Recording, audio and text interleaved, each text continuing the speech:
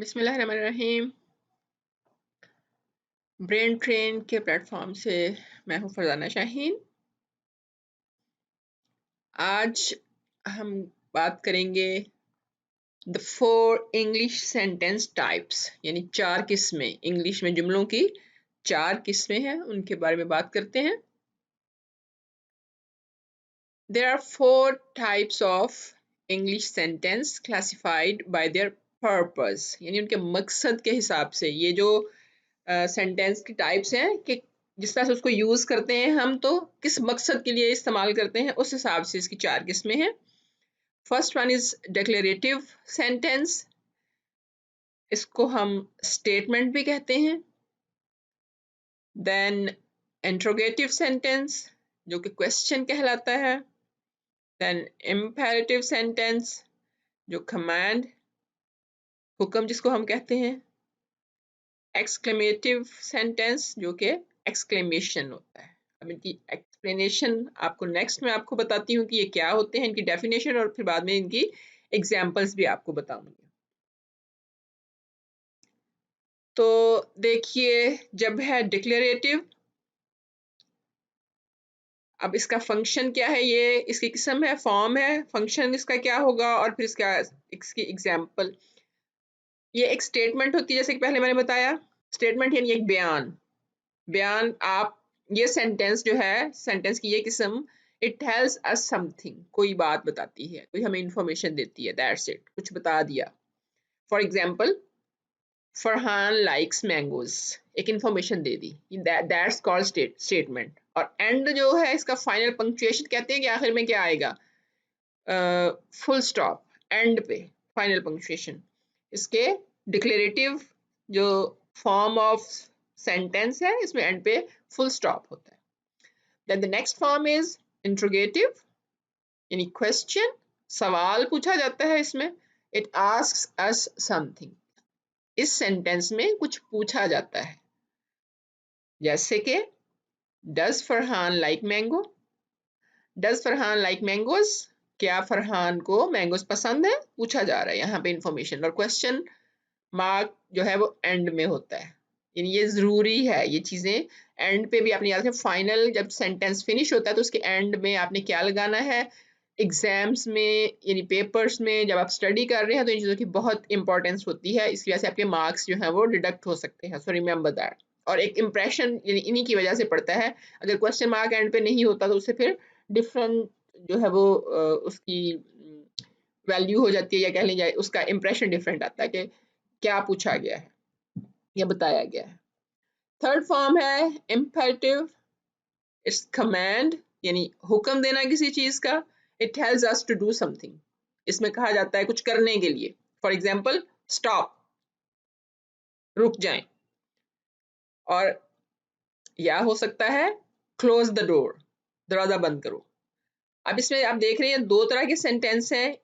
कई दफा हम सिर्फ और सिर्फ वर्ब यूज करते हैं, जैसे स्टॉप, दैट्स इट, इसके अलावा कुछ भी नहीं यूज किया, लेकिन पूरे का पूरा सेंटेंस है इस एक वर्ड के अंदर। और इसके आगे आप देख रहे हैं एक लाइन, छोटी सी लाइन 1 की तरह लिखा और नीचे डॉट है, इसको हम कहते हैं एक्सक्लेमेशन मार्क। ये एक्सक्लेमेशन मार्क जो है, जब आप इम्पेरेटिव सेंटेंस होता है जिसमें आप हुक्म दे रहे होते हैं, किसी को कुछ करने के लिए कह रहे होते हैं, वहां एक्सक्लेमेशन मार्क होता है। या जैसे आप दूसरे सेंटेंस में देख रहे हैं, क्लोज द डोर, तो फुल स्टॉप भी हो सकता है। दोनों तरह से ये यूज होता है। तो आप एंड पे देख लें कि या एक्सक्लेमेशन मार्क होगा या डॉट होगा, जिसको हम फुल स्टॉप कहते हैं। देन एक्सक्लेमेटिव सेंटेंस, ये टाइप है इसकी, एक्सक्लेमेटिव। जैसे कि नाम से पता चल रहा है कि एक्सक्लेमेशन है, और एक्सक्लेमेशन क्या होती है, इट एक्सप्रेसेस सरप्राइज, यानी किसी किस्म का आपको कोई सरप्राइज होता है, यानी फीलिंग्स से रिलेटेड कुछ होता है, खुशी, गम, कुछ भी हो सकता है। डिफरेंट जो है वो आपके सरप्राइजेस होते हैं, इसमें फीलिंग्स का इजहार हो रहा होता है, गुस्से का, गम का, खुशी का। So that's the sentence next. What a funny story he told अस, यानी एक आपने एंजॉय किया, कोई स्टोरी किसी ने आपको बताई जो कि फनी थी, तो आप उसको ये नहीं कहेंगे सीधा से what a funny story he told us, no, आपकी फीलिंग्स पता चलनी चाहिए, what a funny story he told us. तो इसमें आप एक्सक्लेमेशन एंड पे देते हैं। तो ये 4 टाइप्स में कैसे सेंटेंस होने चाहिए और क्या साइंस एंड पे फाइनल पंक्चुएशन क्या होती है. So now again giving the definition इस तरह से भी आपको दूं. So declarative sentences make a statement, जैसे पहले मैंने बताया आपको उस चार्ट में. They tell us something, they give us information, and they normally end up with a full stop, और इसको period भी कहते हैं, full stop को period और full stop. The usual word order for the declarative sentences, यानी word order mean के words किस तरह से होते हैं. पहले subject होता है, फिर verb होता है, और sometimes object हो सकता है. sometimes सिर्फ subject और verb से ही पूरा sentence complete हो जाता है. तो इसलिए ऑब्जेक्ट भी हो सकता है आगे और वर्ड भी यूज हो सकते हैं. So remember that. और मजीद क्या कि डिक्लेरेटिव सेंटेंसेस जो हैं कैन बी पॉजिटिव और नेगेटिव, दोनों तरह से हो सकते हैं. ये जरूरी नहीं है कि सिर्फ पॉजिटिव ही हो, जैसे पहले दिखाया था आपको मैंने. So look at this examples. First positive example, I like coffee, that's a positive, और ये एक इंफॉर्मेशन दी जा रही है कि मुझे मैं कॉफी पसंद करती हूँ. Next is I do not like coffee, मैं कॉफी पसंद नहीं करती, एक इंफॉर्मेशन दे दी. We watched TV last night, हमने कल रात टीवी देखा. We did not watch TV last night, हमने कल रात टीवी नहीं देखा. सो नोट करें यहाँ पे कि declarative sentences are the most common type of sentence, यानी सबसे ज्यादा जो यूज होते हैं सेंटेंस, और जो आम टाइप है सेंटेंसेस की, वो है डिक्लेरेटिव सेंटेंसेस. आप स्टेटमेंट देते हैं कोई बात, जब मोस्टली यही होता है कि इंफॉर्मेशन दे रहे होते हैं, बात पहुंचा रहे होते हैं, वो नेगेटिव भी हो सकती है और पॉजिटिव भी हो सकती है. Then second form is interrogative sentence, यानी क्वेश्चन सेंटेंस, जुमला जिसमें सवाल पूछा जा रहा होता है. Interrogative sentences ask a question. They ask us some information, something. They want information and they always end with a question mark. सब ये मतलब पूछ रहे होते हैं, कोई इन्फॉर्मेशन चाहिए होती है, ऐसा सेंटेंस जिसमें कुछ पूछा जा रहा होता है, कोई इन्फॉर्मेशन पूछी जा रही होती है, और एंड होता है उसका क्वेश्चन मार्क पे. और इसका वर्ड ऑर्डर क्या है, यानी किस तरह से सेंटेंस बनता है.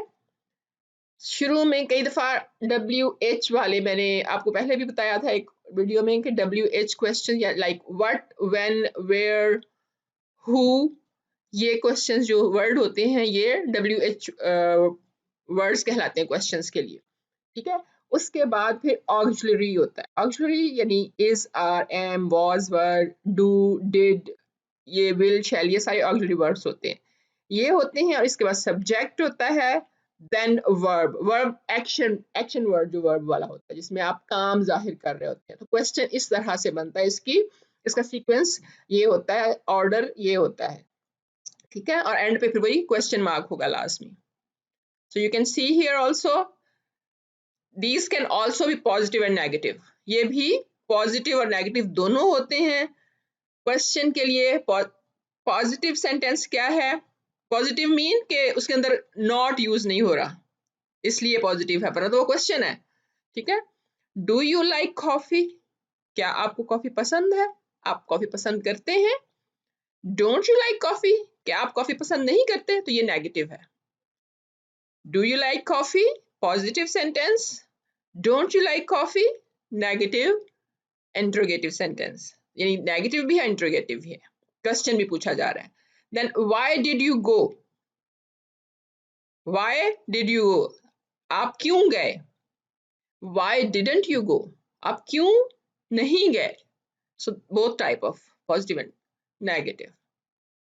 सो then third form is imperative sentences.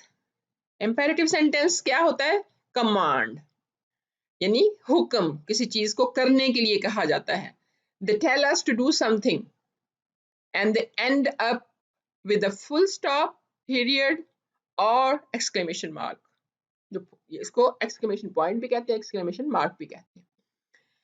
और इसका वर्ड ऑर्डर क्या है, base verb. Base verb mean जैसे आपको बताया था, just say stop, run, come, only one word that is verb, जो कि वर्ब होता है. वन वर्ड से ही उसका पूरे का पूरा सेंटेंस जो है वो बन जाता है, आप बात पूरी कंप्लीट पहुंचा सकते अपना मैसेज. लेकिन नोट करें कि there is usually no subject.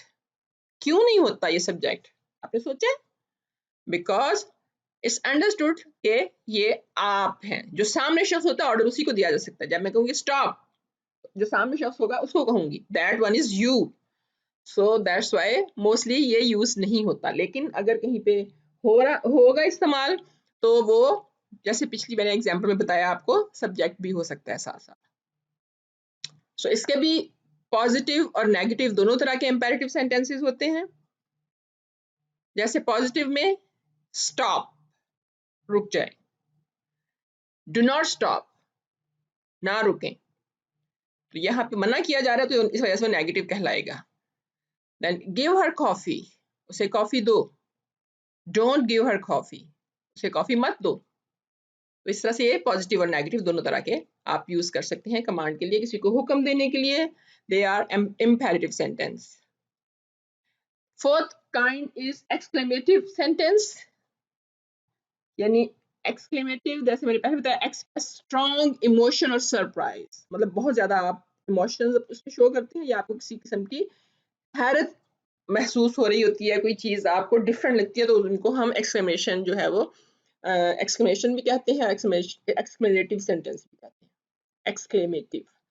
Then and they always end with exclamation mark और पॉइंट, एंड यूजुअल ऑर्डर इसके अब डिफरेंट है।